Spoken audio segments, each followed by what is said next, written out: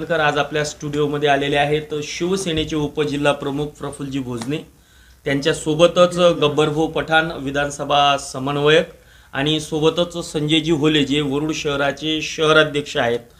तर आज आपण उपजिल्हा प्रमुख जे प्रफुल्लजी भोजने यांच्यासोबत चर्चा करणार आहोत. त्यांना उपजिल्हा प्रमुख पदाची जेव्हापासून जबाबदारी मिळाली आणि शिवसेनेचा गड हा मोर्शी मतदारसंघ मानला जात होता, परंतु आताची सध्याची असलेली या गडाची परिस्थिती आणि या नवीन शिलेदाराकडे आलेली जबाबदारी आणि यानंतर काय नेमकं परिवर्तन होणार आहे किंवा महाराष्ट्रातल्या देखील शिवसेनेची परिस्थिती काय आहे, त्या सर्व गोष्टीवर आपण आज त्यांच्याशी विस्तृत चर्चा करणार आहोत. नमस्कार सर. जय महाराष्ट्र. उपजिल्हा प्रमुख पदी आपली नियुक्ती झाली, हो, काय तुम्ही आपली भावना व्यक्त कराल? सर्वप्रथम आज मला पक्षाने या पदावर नियुक्त करून एक काम करण्याची संधी उपलब्ध करून दिली आहे. त्याबद्दल मी पक्षप्रमुखाचे आणि पक्षाचे ज्येष्ठ सर्व नेत्यांचा प्रथम मी आभार मानतो. आणि आज आपण सुद्धा आपल्या चॅनलच्या माध्यमातून जनतेपर्यंत आमच्या पक्षाच्या भावना पोहोचण्यासाठी आम्हाला एक संधी उपलब्ध करून दिली, त्याबद्दल आम्ही सर्व पक्षाच्या वतीने आपले आभारी आहोत. आणि आपण जो प्रश्न केला की तुम्ही संघटनेमध्ये संधी मिळाली तर तुमच्या भावना काय आहे, माझ्या भावना एकच आहे. मी अगोदर सरकारी नोकरीमध्ये होतो, गव्हर्मेंट सर्वंट होतो. मी 22 वर्ष जॉब केला, परंतु माझा स्वतःचा जीवनात ठरलेला एम होता का जीवनातले 10 वर्ष शेवटचे आपण सामाजिक आणि राजकीय कामासाठी देऊ, हे माझा मानस होता ठरलेला. परंतु आज मला चांगल्या संघटनेनं एक संधी दिली, तर मी नक्कीच त्याचं सोनं करण्याच्या विचारात आहे. जनमानसामध्ये त्याचे हक्क, न्याय हक्क त्याला मिळाले पाहिजे, म्हणून संघटना काम करायच्या माणसानं आम्ही पुढे जाणार आहोत. स्वर्गीय राजू काळे असताना अत्यंत सुगीचे दिवस शिवसेनेला या मोर्शी मतदारसंघामध्ये होते. स्वर्गीय राजू काळे यांनी अत्यंत चांगल्या मेहनतीने कष्टाने ते शिवसेना वाढवली, परंतु दरम्यानच्या काळामध्ये अनेक संकटे आली आणि आपल्याकडे आता हे पद आलं. काय आव्हान आपल्याला असेल संघटना वाढवण्याचं आणि कोणाचं आव्हान आपल्याला असेल?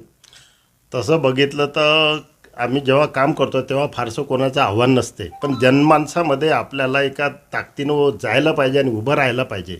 तर मी हा अनुभव विधानसभेला तयारी केली तेव्हाच मला आलेला आहे.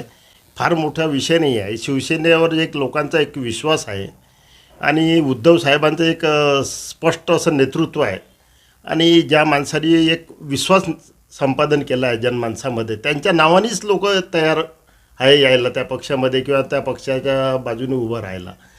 आम्ही आता शेतकऱ्यांच्या कर्जमाफीसाठी 2 आंदोलन करून चुकलो आणि 3रं आंदोलन आता परत आमचं 2 मेल आहे. आता निर्धार मेळावा झाला चांगला. अमरावती जिल्ह्यामध्ये एवढा मोठा मेळावा आजच्या घडीला तरी एकही पक्षानं हल्ली तरी घेतलेला नाही आहे. आगामी निवडणुका संदर्भात आपली काय तयारी आहे? वरुड नगरपालिका असेल, शेंदूरजना घाट नगरपालिका असेल, मोर्शी असेल किंवा जिल्हा परिषदेचे सगळे पंचायत समितीच्या निवडणुका, ह्या सर्व निवडणुका म्हणजे स्थानिक स्वराज्याच्या निवडणुका आहे, संस्थांच्या निवडणुका आहे. तर इथे आम्ही सक्षमतेने उभं होत आहे आणि सर्व निवडणुका आम्हाला स्वबळावर लढायच्या आहे. आणि आम्हाला ज्या निवडणुका का लढायच्या हा सर्वात मोठा प्रश्न आहे. तर आम्हाला लोकांना त्यांचा जो अधिकार आहे, ज्या संस्थेला असलेले अधिकार आहे, जे प्राथमिक आरोग्य, प्राथमिक शिक्षण, त्याच्यानंतर रोड, रस्ते, दिवाबत्ती ह्या चांगल्या द्यायच्या आहे आणि भ्रष्टाचारमुक्त शासन ह्या सर्व संस्थांमध्ये आम्हाला द्यायचं आहे. आज पहिले आमच्यावर हिंदुत्वाचा शिक्का होता. लोकांना असं वाटायचं का मुस्लिम यांच्यासोबत नाही, तेव्हाही आमच्यासोबत मुस्लिम होते, तेव्हाही आदिवासी होते, सर्व जाती धर्माचे लोक पक्ष घेऊनच चालायचा होता. परंतु हिंदुत्वाच्या शिक्क्यामुळं असे दिसून पडत नव्हतं. पण आता कसं सर्व धर्म समभावाची जी भूमिका पक्षाने स्वीकारली, तर त्यावर आम्हाला काम करायचं आहे आणि या सर्व समूहातील लोकांना प्रवाहामध्ये आम्हाला सामील करून घ्यायचं आहे. एकेकाळात शिवसेनेसोबत सुद्धा भाजपा होती आणि ज्यांचा हात पकडून महाराष्ट्रामध्ये ते मोठे झाले, परंतु त्यांनाच कुठेतरी हे सर्व देशांनीच बघितलेलं आहे. तुम्ही जो प्रश्न केला सर्व देशांनी बघितलेला आहे का आमचं बोट धरूनच BJP सेनेचं बोट धरूनच इथं स्टेबल झाली आहे, यात काही शंका नाही. पण आज ज्या पद्धतीनं ते काम करून राहिले आणि थोडंसं त्यांचा जो विश्वासघातकी स्वभाव आहे आणि तो आमच्या साहेबांचा नसल्यामुळे आमचे साहेब ज्याला शब्द दिले त्या शब्दावर कायम राहायचे.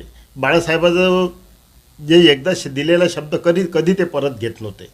उद्धव आणि राजसाहेब एकत्र येत आहेत, या संदर्भात आपली काय प्रतिक्रिया आहे? आता ते उद्धव साहेब आणि राजसाहेब दोघंही भाऊच आहे आणि एकाच परिवारातले लोक असल्यानं अगोदर ते सोबत जर आले तर नक्कीच सर्व महाराष्ट्राला आनंद होईल. शेवटी ह्या वरिष्ठ पातळीवर घ्यायचा निर्णय आहे, त्यावर आम्ही फारसं काही वक्तव्य करणं उचित नाही आहे. तर आता साहेब जो निर्णय घेईल तो आम्हाला मान्य आहे. निश्चितच येणाऱ्या काळामध्ये पुन्हा सुवर्ण दिवस शिवसेनेला या मोर्शी मतदारसंघामध्ये येईल आणि शिवसेना अधिक आक्रमकपणे सर्व समस्या घेऊन याच्यावर वाटचाल करेल, अशी सविस्तर आणि विस्तृत चर्चा यावेळी झालेली आहे. धन्यवाद सर.